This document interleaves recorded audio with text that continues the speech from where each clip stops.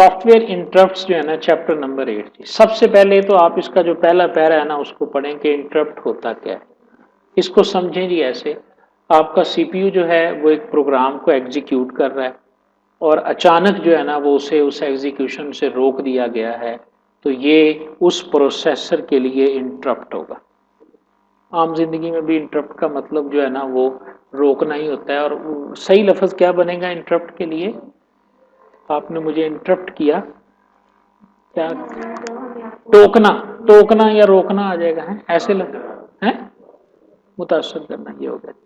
अब इंटरप्ट का मतलब क्या है कि सीपीयू के पास असेंबली लैंग्वेज में, मेरी तरफ देखें, कॉन्सेप्ट को समझें, फिर ये बात समझ में आएगी कि इंटरप्ट के अंदर ये है कि आपका सीपीयू जो है ना एक रूटीन में इंस्ट्रक्शन जो उसके पास चली गई हैं, डिबगर में लोड हो गई हैं और उसने पहली इंस्ट्रक्शन चलानी है, फिर दूसरी, फिर तीसरी, वो रूटीन में अपनी इंस्ट्रक्शंस को एग्जीक्यूट कर रहा है।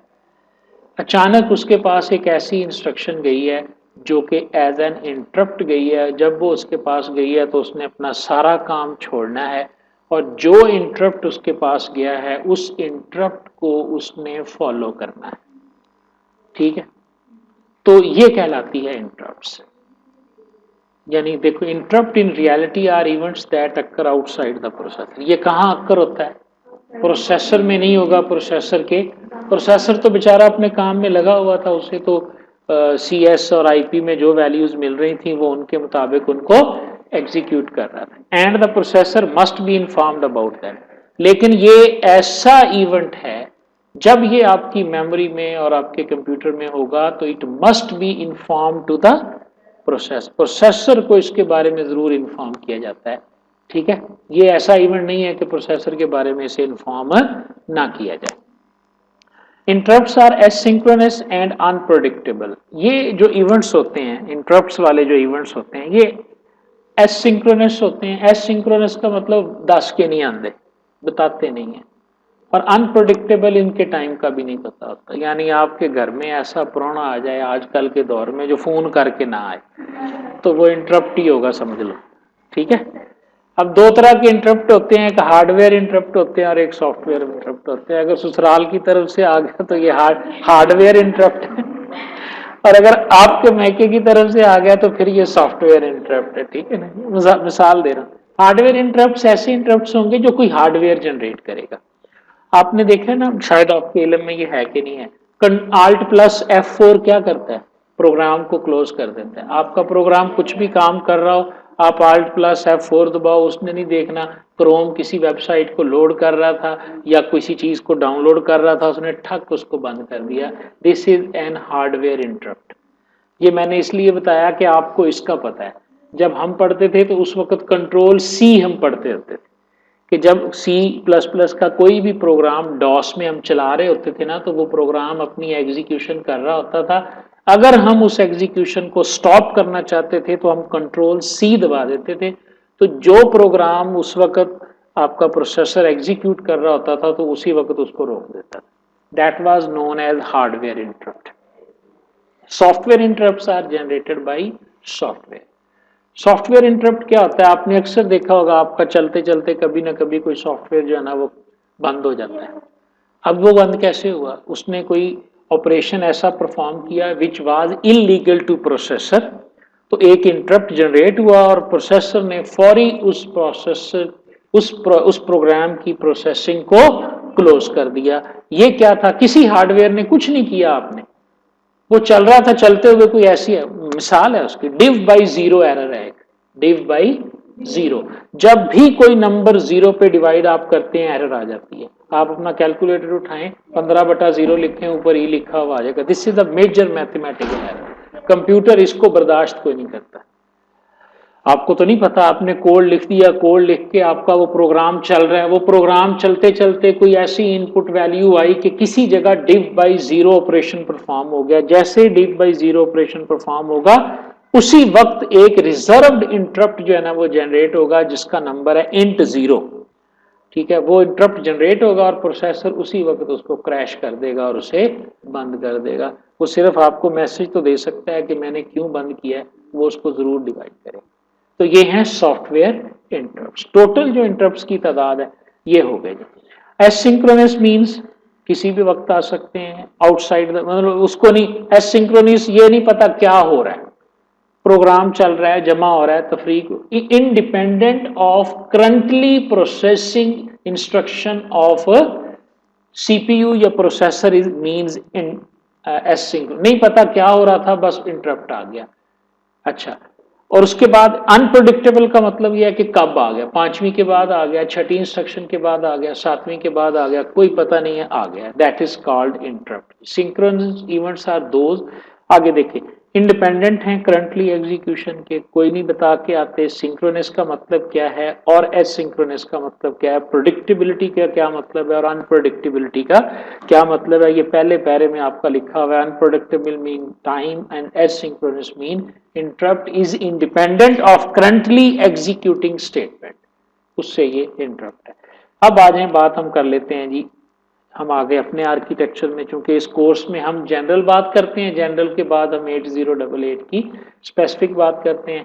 8088 प्रोसेसर के अंदर दो तरह के इंटरप्ट्स होते हैं, software interrupts and hardware interrupts. Hardware interrupts are the real interrupts generated by external world, ये रियल इंटरप्ट्स भी इनको कहते हैं, अनप्रोग्राम्ड इंटरप्ट भी इनको कहते हैं, ठीक है, जो हार्डवेयर होते हैं। इनका चैप्टर नेक्स्ट है, इसको हम नेक्स्ट चैप्टर में डिस्कस करेंगे कि ये क्या है। हम बात करेंगे सॉफ्टवेयर इंटरप्ट्स की, that are contrary, are not generated from the outside processor, they just provide an extended far call mechanism, the return from the target we place both the segment and offset to the stack. इसमें क्या होता है कि ये ऐसे ही है जैसे एक प्रोग्राम चल रहा था और उस प्रोग्राम ने किसी दूसरे फंक्शन को कॉल कर लिया, इस तरह का जो इंटरप्ट है ये सॉफ्टवेयर इंटरप्ट है। यानी एक प्रोग्राम चल रहा था, कोई इवेंट आया, उस इवेंट को उस प्रोसेसर ने कैसे रिस्पॉन्ड किया वो हम देखेंगे कि ये इंटरप्ट को कैसे respond.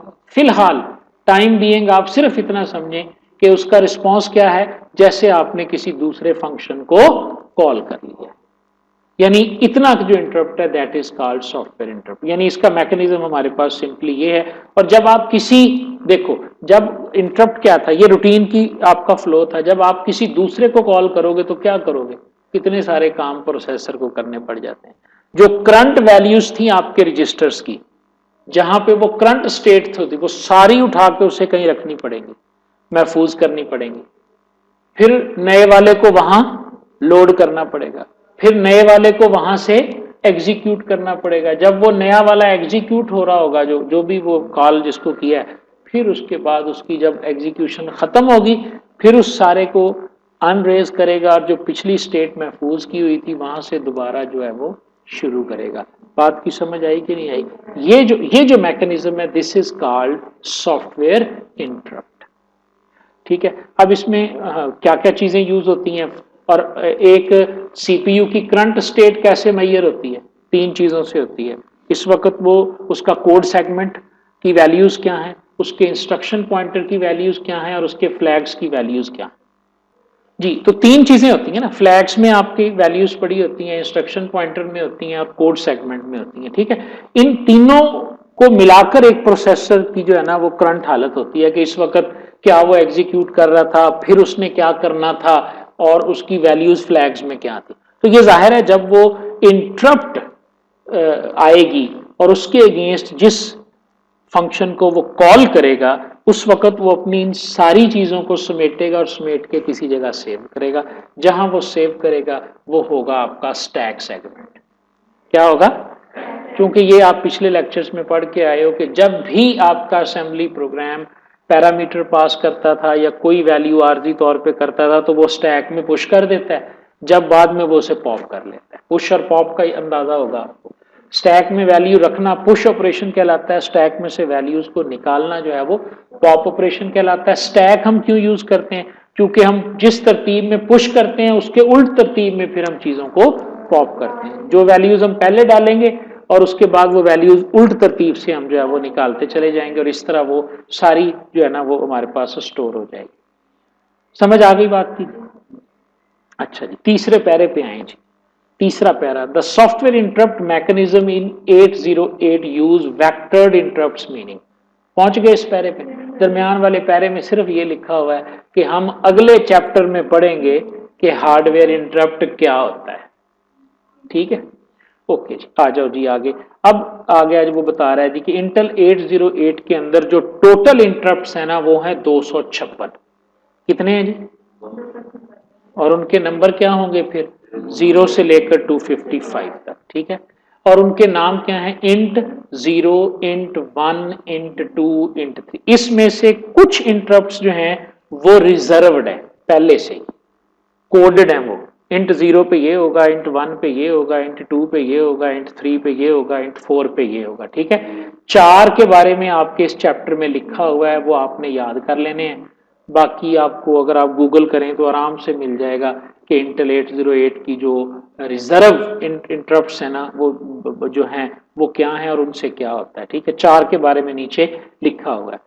Software interrupt mechanism in 808 use vectored interrupts, meaning that address of the interrupt routine is not directly mentioned to an interrupt call, rather the address is look up for the table। इसका जो mechanism है ना वो समझ लें, बाकी आप यहां से पढ़ लीजिएगा। टोटल है जी 256। कॉल कैसे किया जाता है जी? कॉल ये ऐसे किया जाता है जी कि हम कहते हैं इंट 0, तो वो जाता है इंटरप्ट का एक टेबल बना हुआ है जिसे वेक्टर टेबल कहते हैं। वेक्टर टेबल हम कहते होते हैं अक्सर में जो पॉइंट कर रहा होता है वो पढ़िए शायद, दैट इज कॉल्ड वेक्टर। आप पढ़ के आए हो फिजिक्स में, vector is a directional entity. आप 0 लिखते हो, वो एक टेबल है जो कि 256 वेक्टर्स के ऊपर मुश्तमिल है, 256 एंट्रीज उसके अंदर पड़ी हुई हैं। ठीक है, और हर एंट्री की जो विड्थ है वो है 4 बाइट की। 256 को 4 से मल्टीप्लाई करें तो 1024 बनता है। इसका मतलब क्या हुआ कि किसी भी 8088 प्रोसेसर में जो इंटरप्ट्स को हैंडल करने का जो इंटरप्ट रूटीन वेक्टर है IVT, इंटरप्ट वेक्टर टेबल, वो 1 KB का होता है। ठीक है, अच्छा, और पहले का एड्रेस क्या है? 0 से वो स्टार्ट होता है। जो 0 नंबर बाइट है ना, जो 0 नंबर बाइट है उसमें है पहला, और हर इंटरप्ट की कितनी बाइट्स हैं? 4 हैं। तो दूसरा कहां से शुरू होगा? 4 नंबर, 0, 1, 2 और 3। ये तो हो गया 0 के पास, और 1 कहां से शुरू होगा? 2, 3, 4 एंड 5 से। इंटरप्ट 3 कहां से शुरू होगा? 3 मल्टीप्लाई बाय 4, तो वो कहां से शुरू होगा? वो 12 से शुरू हो जाएगा। ठीक हो गया, ये बात समझ में आ गई। उन 4 बाइटों में क्या होता है ये हम आगे पढ़ते हैं जाके कि उन 4 बाइटों में क्या होगा। लेकिन अब ये इसने टेबल कैसे मेंटेन किया हुआ है? टेबल इसने ऐसे मेंटेन किया हुआ है कि वो 4 बाइट का टेबल है, और सिंपली जब हम कॉल करते हैं इंट 0 तो वो जाता है टेबल में, जाके देखता है इंट 0, उसको 4 एड्रेस मिलते हैं। उन 4 में 2 बाइट के अंदर कोड सेगमेंट का एड्रेस पड़ा हुआ है और 2 बाइट के अंदर ऑफसेट का एड्रेस पड़ा हुआ है। क्या है जी? एक में सेगमेंट का एड्रेस है और एक में ऑफसेट का एड्रेस है। सेगमेंट का एड्रेस और ऑफसेट का एड्रेस क्या होता है? सेगमेंट मिसाल के तौर पे आप समझ लें 4 लाइनें, और ऑफसेट क्या है? उसके आगे मकाम है। आप कहते हो पहली लाइन में तीसरा घर, तो पहली लाइन क्या है? ये सेगमेंट है, तीसरा क्या है? ये ऑफसेट है। तो चूंकि हम पढ़ के आए हैं 4 सेगमेंट हैं, स्टैक सेगमेंट, कोड सेगमेंट, ठीक है, और इसी तरह हमारे पास डाटा सेगमेंट और एक्सटेंडेड सेगमेंट। तो जाहिर है जो IVT 1 KB है ये स्टोर है किसी जगह पे। ये 256 ने क्या करना है ये बातें किसी सेगमेंट में लिखी हुई हैं। आपने इंट 0 को कॉल किया, वो इंट 0 में गया, उसे पता है कि इंट 0 कहां स्टोर है, क्योंकि पहले से फिक्स्ड है कि ये 0 पे स्टोर है। वहां गया, वहां से उसे 2 एड्रेस मिले, कोड सेगमेंट एड्रेस भी मिला और ऑफसेट भी मिला। वो चुप करके वहां गया और वहां से वैल्यूज को लोड कर लिया अपने IP एड्रेस के अंदर। जो कुछ वहां पड़ा होगा, फंक्शन कॉल याद है ना, जो फंक्शन वहां लिखा हुआ होगा उसको वो चलाना शुरू कर देगा। इसे कहते हैं इंटरप्ट वेक्टर रूटीन। वो रूटीन से मुराद यहां सब प्रोग्राम है। यहां पे सब रूटीन आपको पता है असेंबली में फंक्शंस को कहते हैं। रूटीन्स एंड सब रूटीन्स जो है ना ये फंक्शन को कहलाती है। ठीक है जी, तो अब मैं इसको एज इट इज रीड करता हूं। Software interrupt mechanism use vector interrupt है। जब हम कॉल करते हैं तो वो वहां जाता है और इंटरप्ट हैंडलर जो है ना उसमें से वो देखता है कि जी कौन सा एड्रेस है, वहां पे वो मैप करता है। फिर क्या करता है? New entry is called hooking up interrupt. मैंने क्या बोला कि सॉफ्टवेयर इंटरप्ट्स में 14-15 तो पहले से रिजर्व है ना, बाकी आपने एज अ प्रोग्रामर खुद जनरेट करने होते हैं। अगर ये गलती हो तो तुमने ये करना है, अगर ये गलती हो तो तुमने ये, आप खुद अपने इंटरप्ट्स को करते हो। इसीलिए तो सॉफ्टवेयर इंटरप्ट्स को हम कहते हैं प्रोग्राम्ड इंटरप्ट्स, और जो हार्डवेयर होते हैं उनको हम अनप्रोग्राम्ड कहते हैं। सॉफ्टवेयर इंटरप्ट्स जो होते हैं वो सारे प्रोग्राम्ड किए होते हैं हमने कि अगर ये हुआ तो हम ये करेंगे। समझ आ गई? तो अब आपने वहां पर जब आप उस टेबल के अंदर रिजर्व्ड के अलावा अपना इंटरप्ट डालते हो, खुद से लिखते हो, तो उसे कहते हैं hooking and interrupt. Hooking and interrupt से मुराद है कि ऐसा सॉफ्टवेयर इंटरप्ट जनरेट करना जो हम जिसको हम int instruction is a very simple है, बाइट आर्गुमेंट 0 to 55 है, ये इन्फॉर्म करती है प्रोसेसर को। इंटरप्ट हैंडलर रूटीन जो है ये वेक्टर मैकेनिज्म अप्लाई करता है, उसके आगे जो वैल्यू पड़ी होती है उसको वहां से उठाता है और जो जो उसने एड्रेस बताया होता है वहां वो उसको पहुंचा देता है। इस तरह वो आपके एग्जैक्ट उस लोकेशन के ऊपर जो है ना वो पहुंच जाता है। अगले पेज पे आओ जरा। A list of all reserved interrupts is given later, वो आप बाद में भी देख सकते हैं, लेकिन कुछ डॉस के हैं, कुछ बायोस के हैं, कुछ इंटरप्ट्स जो हैं वो वहां पर मौजूद हैं जो कि पहले से रिजर्व्ड हैं, लिस्टेड हैं। आप उनसे आगे अपनी मर्जी का जो है ना वो बना सकते हैं। इस बात की समझ आ गई? ठीक है। कोरिलेशन कैसे होता है कि वो जो 1 KB के अंदर वो जो पड़े हुए हैं 0 से लेकर 255 तक, वो आपस में जोड़े कैसे जाते हैं। यहां पर पैरा है the correlation process from interrupt number. हम लिखते हैं इंटरप्ट नंबर इंट 0, इस नंबर से वो इंटरप्ट हैंडलर में कैसे जाता है और वहां से वो रूटीन में कैसे जाता है। ये काम कौन करवाता है? ये वो टेबल करवाता है जिसे हम इंटरप्ट वेक्टर टेबल कहते हैं। इट्स लोकेशन इज फिक्स्ड, उसकी लोकेशन फिक्स्ड है, वो 0 पे पड़ा हुआ है। हर एंट्री की 4 बाइट है। पहली वाली 2 बाइट में सेगमेंट का एड्रेस है, दूसरे वाली 2 बाइट में ऑफसेट का एड्रेस है, और जो पहले वाली 2 बाइट्स हैं उनमें वो बता दिया उसने लिटिल एंडियन रूल के मुताबिक। एक बिग एंडियन रूल होता है, एक लिटिल एंडियन रूल होता है। पहली 2 बाइट में क्या होगा, आखिरी 2 बाइट में क्या होगा, ये वो रूल फॉलो करता है। ठीक है जी। आपने नीचे पढ़ लिया मैथमेटिकली ऑफसेट ऑफ इंटरप्ट कैसे होगा। 15 का क्या है, 15 × 4, यानी मैंने पहले बोला कि इंटरप्ट नंबर 4 जो है वो कहां पड़ा होगा, 4 नु 4 से मल्टीप्लाई करें तो 16 नंबर बाइट से आपका इंटरप्ट, क्योंकि हमारा 0 कहां पे पड़ा हुआ है, वो 0 पे पड़ा हुआ है ना, तो जब n/0 करेंगे तो वो 0 पे जाएगा, 1 पे करेंगे तो n/1 पे, 4 करेंगे तो वो कहां चला जाएगा, 4 पे। यही पढ़ा ना हमने, 4 बाइट जो है 0 1 2 3, तो ये इस तरह हम कैलकुलेट कर सकते हैं। ठीक है। और अगर हम ये देखना चाहते हैं, ये देखो ये बहुत अहम जुमला है कि जी सेगमेंट कैसे फाइंड होगा, कि उसको हम n+4+, क्योंकि 4 बाइटें हैं ना बेटा, 4 में 2 में सेगमेंट है, 2 में ऑफसेट है। ऑफसेट पहले लिखा हुआ है, सेगमेंट बाद में लिखा हुआ है, तो जाहिर है n+4 करेंगे तो हम 16 नंबर पे चले गए। अगर चौथा है, n हमारा 4 है तो हम 16 पे चले गए। 16 और 17 नंबर बाइट के अंदर तो पड़ा हुआ है ऑफसेट, और सेगमेंट कहां पड़ा हुआ है, 18 और 19 में। तो उसके लिए क्या फॉर्मूला बनेगा, n×4+2, तो हम डायरेक्ट पहुंच जाएंगे उसके ऊपर, तो वो हमारे पास लिटिल एंडियन में आ जाएगा। ठीक है जी। इंटरप्ट 0 है, एग्जीक्यूशन न्यू हैंडलर है, फिर इंटरप्ट 1 है, ये उसने वही वाली रूटीन जो है ना वो आपको बता दी। क्या होगा, जिस एड्रेस के ऊपर वो चला जाएगा वो वहां जाके इसको स्टोर कर देगा जी। अब आ गया जी कि ये काम कैसे करता है। The operation of interrupt is same. ये काम कैसे करता है, ये काम भी मैं ऑलरेडी बता चुका हूं, इज सेम। अच्छा, दोनों का काम सेम है। हार्डवेयर इंटरप्ट भी यही करेगा, सॉफ्टवेयर भी यही करेगा। एक तो ये interrupt is same whether it is the result of int instruction यानी सॉफ्टवेयर है, और it is generated by external hardware, चाहे ये हार्डवेयर है।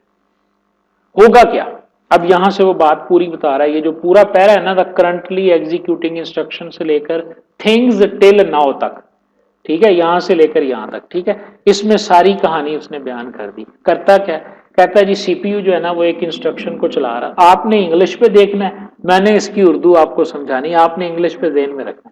क्या कहता है जी, एक इंस्ट्रक्शन चल रही थी, इंटरप्ट जनरेट हुआ, वो जो चला रहा था ना उसको तो करेगा मुकम्मल। उसके बाद क्या करेगा, तमाम वैल्यूज जो फ्लैग्स की हैं उनको पुश करेगा स्टैक के, जो कोड सेगमेंट की वैल्यू है उनको पुश करेगा स्टैक के ऊपर, फिर जो ऑफसेट था नेक्स्ट इंस्ट्रक्शन का उसे पुश करेगा स्टैक के ऊपर, उसके बाद वो क्या करेगा, ट्रैप फ्लैग को और इंटरप्ट फ्लैग को क्लियर कर देगा। चूंकि इंटरप्ट फ्लैग और ट्रैप फ्लैग क्या है ये देखें, मुझसे पूछें जरा। फ्लैग रजिस्टर याद है 16 बिट और 32 बिट, उसमें जब फ्लैग जनरेट होता है ना तो हम इंटरप्ट फ्लैग और ट्रैप फ्लैग की वैल्यू को 1 कर देते हैं, उनकी वैल्यू को 1 कर देते हैं, तभी तो सीपीयू को पता चलता है कि ट्रैप वो आ गया। ठीक है, तो ये क्या करेगा, it automatically clear the trap flag. Clear the trap flag का मतलब है ट्रैप फ्लैग वाली बिट को 0 करना। ये लफ्ज बहुत ध्यान से समझ लें। सेट का मतलब होता है उसकी वैल्यू को 1 करना, और क्लियर का मतलब होता है उसकी वैल्यू को 0 करना। ठीक है, क्लियर द ट्रैप फ्लैग यानी ट्रैप फ्लैग और आईपी फ्लैग की वैल्यू को 0 कर देगा।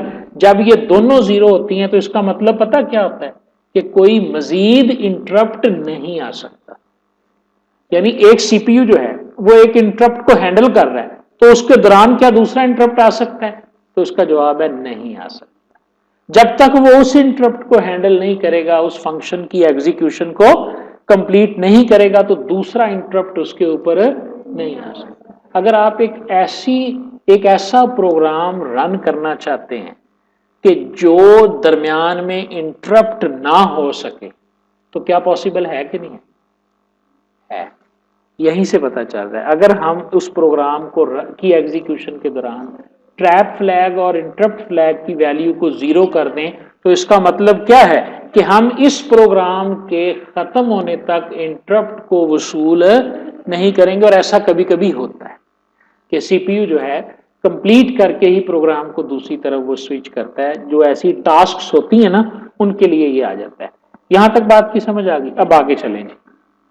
वो कहता है कि क्लियर करेगा ट्रैप फ्लैग को, उसके बाद वो क्या करेगा, करंट रूटीन फिनिश, और इस रूटीन को जो है चलाएगा, और इसे फिर वो n+4 पे जाएगा, इसे आईपी में लोड कर लेगा, n+4+2 पे जाएगा और उसे CS कोड सेगमेंट में लोड कर लेगा। जैसे ही वो वैल्यू CS और आईपी पे लोड हो गई, तो इसका मतलब क्या हुआ, जो चीज CS और आईपी पे लोड हो गई, इसका मतलब है वो एग्जीक्यूट होना शुरू होगी। क्योंकि इंस्ट्रक्शन पॉइंटर के पास क्या होता है, address of currently executed instruction, वो जी वहां आ गया। अब उसकी रूटीन चलनी शुरू होगी, और वो रूटीन कहां पड़ी हुई है, जहां वो पड़ी हुई थी वहां जो भी लिखा हुआ था, वहां एक हदायत लिखी हुई थी, 2 इंस्ट्रक्शंस थी, 3 थी, 4 थी, जितनी इंस्ट्रक्शंस वहां थी वो सारी एग्जीक्यूट होंगी। जब वो खत्म होंगी तो आई रेट इंस्ट्रक्शन उसके आखिर पे लिखी होगी। उन इंस्ट्रक्शंस के आखिर पे क्या लिखा होगा, interrupt return. Interrupt return call करने के लिए इंट का टैग हम इंट की इंस्ट्रक्शन यूज करते हैं, और जब वो वहां चला जाता है तो वहां आखिर पे हम और जिस तरह C++ के फंक्शन में आखिर पे रिटर्न नहीं लिखते थे, तो उसी तरह वहां पे आईरेट जैसे ही आईरेट लिखा होगा, जब ये इसके पास आएगी तो अब ये क्या करना शुरू कर देगा, जो जो कुछ इसने स्टैक में पुश किया था वहां से पॉप करके ये बाहर निकालेगा, और इंटरप्ट फ्लैग और जो TF फ्लैग है उसको ये छोड़ देगा। और इस तरह ये अपना इंटरप्ट को सर्विस देकर, इंटरप्ट हम इसको ऐसे कहते हैं सीपीयू की जुबान में, कि उसने इंटरप्ट को सर्विस किया, यानी उसको रन किया, और उसके बाद वापस अपने उसी फ्लो ऑफ प्रोग्राम के अंदर वापस आ गया जी। यहां तक बात की समझ आ गई। ये है जी ओवरऑल इंटरप्ट हैंडलिंग। इसके नीचे अगर आ जाए तो इसी पेज के आखिर के ऊपर जो काम हमने किया है उसको कोडेड फॉर्म में लिखा हुआ है, SP SP-2 SP ये बेसिकली क्या है, ये ऑपरेशनल कोड है इंटरप्ट हैंडलिंग का, इसे सूडो कोड भी कहते हैं। ठीक है, तो ये थोड़ा सा रट्टा लगा लीजिएगा। अगर वो कहता है जी इंटरप्ट हैंडलिंग का सूडो, ये वही बातें हैं जो हम ऊपर करके हैं, सिर्फ लिखी हुई ऐसे। क्या कह रहा है, SP-2 को लोड करेगा SP में, फ्लैग को लोड करेगा SP में, ये पुश हो रहे हैं सारे, SP स्टैक पॉइंटर है ना, ये सारे ऑपरेशन पुश IF को 0 जो हमने क्लियर का पढ़ के आए हैं, TF को क्या कर देगा 0, पढ़ के आए हैं ना बेटा, वही बातें हैं लेकिन ये और अंदाज में लिखी है। समझ आ रही है? आप इसको ऐसे भी लिख सकते हो, अगर आपको ये लफ्ज ना आई, आप ऐसे लिख सकते हो, पहले star SP push SP-2 into SP push flag into SP push, इस तरह भी आप इनको लिख सकते हो, लेकिन अगर इस अलामतों में लिखोगे तो ये भी है। ठीक है जी, उसके बाद आ जाओ जी आप, ये हमारे पास माइक्रो कोड हम इसे कहते हैं कि ये इंट और आई रेट इंस्ट्रक्शन का माइक्रो कोड है। जो ऊपर वाली 4 लाइनें हैं वो है हमारे पास इंट की, और जो नीचे वाली ये हैं द ऑपरेशन ऑफ iret। अब आप देखें एसपी, वो जो ऊपर आपने सारे तीर डाले थे ना एसपी में, वो सारी लाइनें अब वापस आ रही हैं, जरा देख लो। ऊपर वालों को याद करना मुश्किल कोई नहीं होता, कोई ऊपर वाले में जो आपने डालनी थी ना एसपी में लाइनें, वही लाइनें यहाँ पे रिटर्न हो रही हैं। एसपी से आईपी में, एसपी2 एसपी में, एसपी जो है वो सीएस में, एसपी+2 एसपी में, एसपी जो है वो फ्लैग में, और एसपी2 प्लस इसमें। समझ आ रही है बात की या नहीं? इस तरह आप इसको रन जो है ना वो कर सकते हैं। तो ये हमारे पास है सॉफ्टवेयर इंटरप्ट्स क्या होते हैं। अब डॉस के और बायोस, अब नीचे अगर आप देखें तो आपको वो लिस्ट मिल रही है 808 की। ये लिस्ट आपने खुद याद करनी है बेटा। इंट 0 का मतलब क्या है, इंट 1 का मतलब क्या है, इंट 2 का मतलब क्या है, ये बुलेट्स में लिखा हुआ है। ये देखो ना नेक्स्ट वाले पेज पे, इंट 0 का मतलब है डिवीजन बाय 0, इंट 1 का मतलब है ट्रैप सिंगल स्टेप इंटरप्ट है, 2 का मतलब है नॉन मास्केबल इंटरप्ट है, ठीक है जी। इसी तरह इंट 3 का मतलब है डिबग इंटरप्ट का जनरेट होना, 4 का मतलब है अरिथमेटिक ओवरफ्लो का होना। तो ये वो मैं बताया ना कि ये these are 5 interrupts reserved by Intel. जिस तरह मैंने पहले क्या बोला था कि कुछ रिजर्व्ड, ठीक है। तो ये 5 वो हैं जो इंटेल आर्किटेक्चर में रिजर्व्ड हैं। बाकियों की लिस्ट भी अगर आप चाहें तो नेट से आप गूगल कर सकते हैं, ठीक है जी। उसके बाद उसने प्रोसीजर बताया है हुकिंग एंड इंटरप्ट हम कैसे करते हैं, ठीक है। इसको हम देखेंगे कि हम इसको, ये चूंकि प्रोग्राम है तो हम सिर्फ कॉन्सेप्ट्स और डेफिनेशंस पे काम करेंगे। प्रोग्राम ना आपने लिखना है, ना मुझे लिखना आता है, ना मैं आपको समझा सकता हूँ, ना आपने लिखना। ऐसी चीज पे जोर नहीं लगाना जिसको जिंदगी में करना ही कोई नहीं, ठीक है ना। Thank you.